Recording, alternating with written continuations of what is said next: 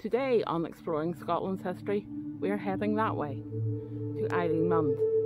It's okay, we'll have the canoe. This is the path of Glencoe.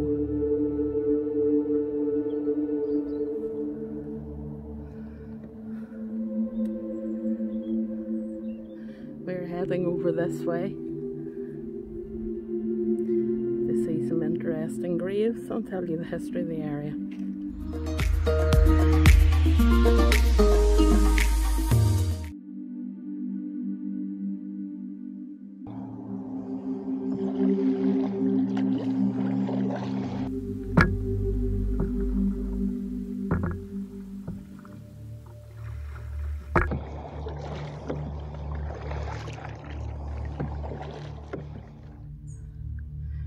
So that's us now on the island. This looks like a bit of a well-worn path, so I'd imagine this will take us up to the graveyard.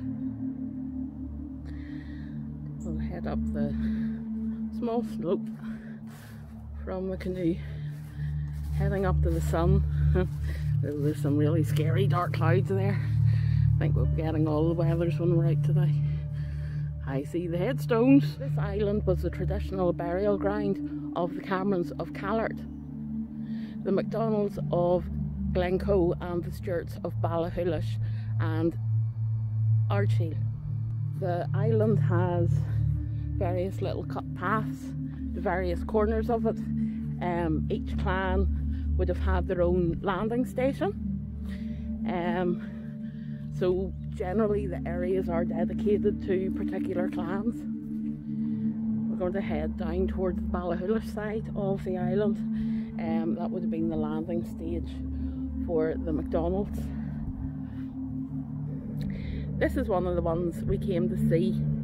It's the burial site of MacKenzies MacDonald, who was the 12th chief of the MacDonalds and was a victim of the Glencoe massacre in 1692.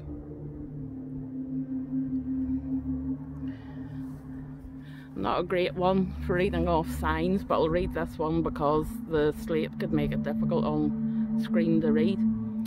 Stone from ruined gable which fell in 1893 of John MacDonald's house at 𝕰𝖎𝖑𝖆𝖓. He was the eldest son of the massacre chief and was succeeded by his own eldest son Alex, who was attainted of high treason for joining the rising of 1715, and who was father to John MacDonald of Glencoe.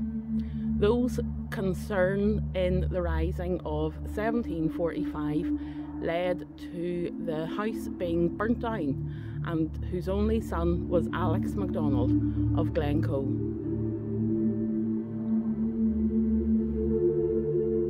It's an emotive sight. It's sad.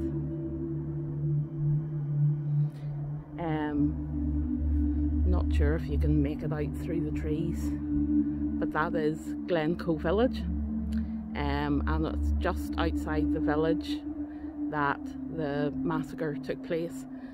I have footage of when I was at the memorial to the massacre at the battle site.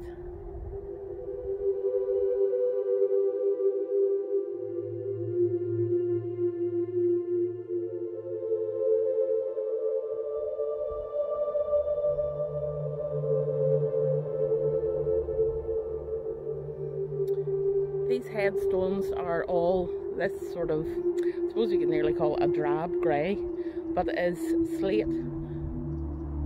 𝕬𝖈𝖓 is renowned for the slate quarries, and clearly most of the headstones have been derived from it. We can see 𝕬𝖈𝖓 in the distance. It is really stunning countryside here. But this would have been where the MacDonalds of Glencoe, where their fallen would have landed, and this is called the Port of the Dead. There's quite a lot of grave slabs here as well. Sadly, time and the elements have not been kind to them.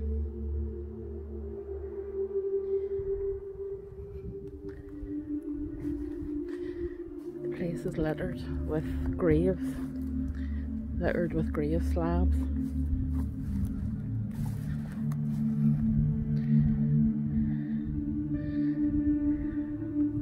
It's quite sad when you think a lot of these deaths here were really completely needless.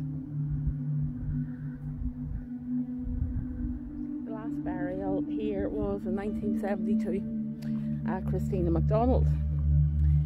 She had lived in London but originally had lived up here, and it was said that any time she came up this area she instantly belted out in the Gaelic again.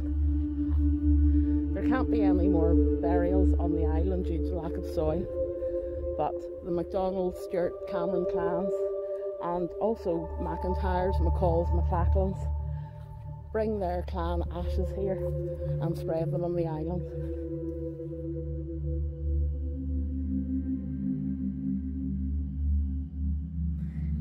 There are approximately 300 graves on this tiny island.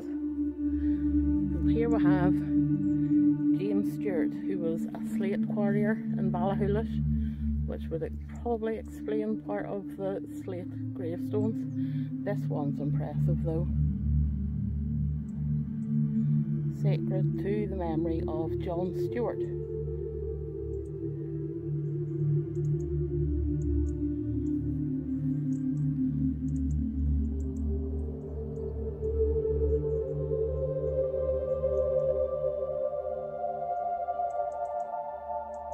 There is one downside with these beautiful slate headstones. They will split off with elements, and obviously there's quite a lot of weather sitting on top of this little hill.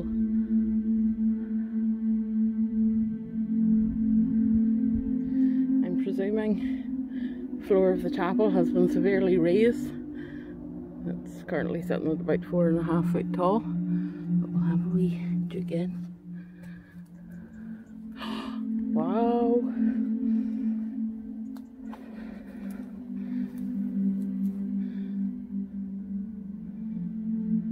Oh, I hope the camera can pick that up. That is really quite stunning. A warrior and his horse. Big Duncan Mackenzie was a warrior extraordinaire. He fought in Prestonpans with Cameron of Loch. Yeah. He is most famous for slaying a British dragoon by putting a sword right through his helmet and through his skull. Rawr. Hence the picture. Yeah. Yeah. That's quite cool. It's not often you get an event like that depicted on your headstone. Yeah, that's worth remembering.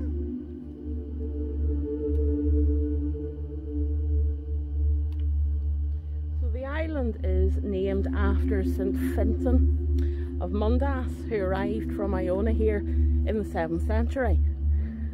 The remains of this church are very like the one in 𝕰𝖎𝖕𝖊𝖆, and it's ascribed to the same time period. St. Mundas is said to have studied in Bangor, County Down, under St. Comhairle. He kept sheep, and legend says they were guarded by 2 wolves. Resolved to travel to Iona, but unfortunately arrived a short time after St. Columba's death. He lived on 𝕷𝖊𝖆𝖓 here for a while and then travelled south to Kilmun. He is revered by the Campbells as they judge him to be their own saint, as he started a monastic site at Kilmun. He eventually moved back to Ireland to find a monastery in Wexford. Legend says that that was St. Columba's deathbed wish for him. He died in 635, and tradition says he is buried at St. Mun's Parish Church at Kilmun. His feast day is the 21st of October, and there are a lot of legends that surround the saint. Allegedly he had been visited by angels quite a lot, like so many of the Irish saints. Look at that view. Look at that view. That is a view. Wow. The chapel was destroyed by fire in 1493. It was, however, rebuilt in the 16th century. There are records of it being used in 1653. Obviously fallen greatly into disrepair now. But I am pretty much blown away by the amount of stunning islands in Scotland that have served as burial grounds.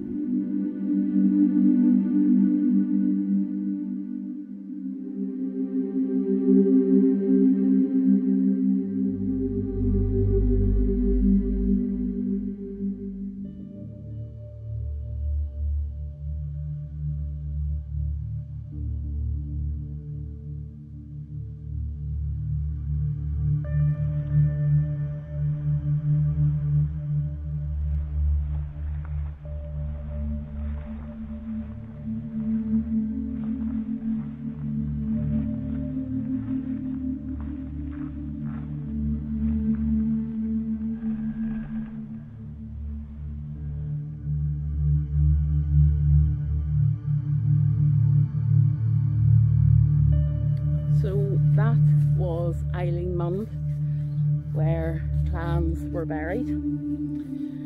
There are another couple of islands of interest here though, so we'll pop into the canoe and head to the next one. Say 𝕬𝖊𝖓 is quite famous for the slate, and even down here on this little island you can see where it's actually layered up under the water. Funky.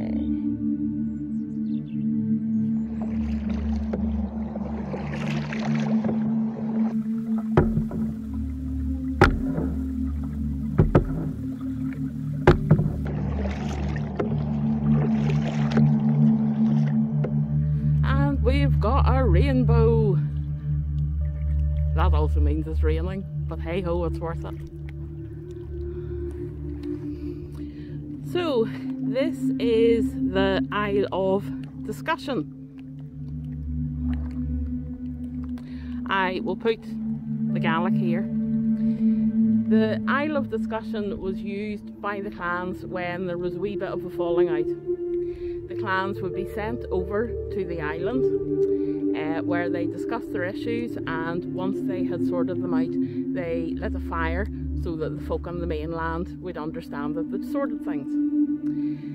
This could happen for several days, and I'm not sure whether they just made up the arguments that they fancied, because while they would be here, there would be a lot of whiskey, oat cakes and cheese shipped out to them. I wouldn't have an issue with that. Yeah, rainbows away. The weather's coming in. We're going to drive down Loch Leven, and with one final stop just to show you one final island.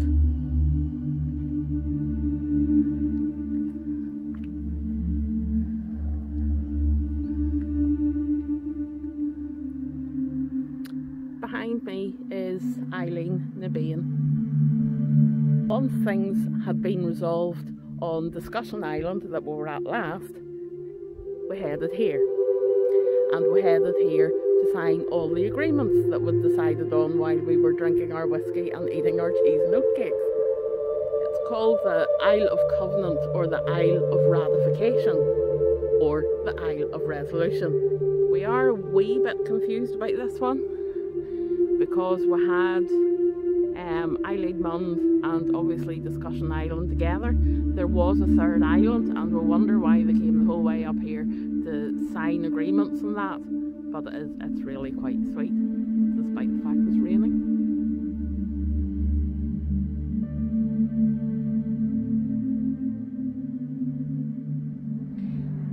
If you enjoy stunning Scottish scenery and would like to follow us, certainly subscribe, press the bell icon and it will let you know when we're back out and about.